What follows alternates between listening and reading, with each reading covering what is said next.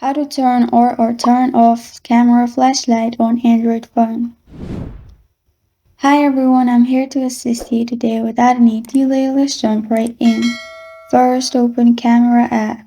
You'll find flashlight icon at the top. Simply click on that icon. And if you want to turn it on, simply just click on flashlight icon. This is the flash on. And to turn it off, you can simply click on the same button and then select the icon with the cross. After you select that, there will not be flashlight in your camera. This is how to turn or turn off camera flashlight on Android phone.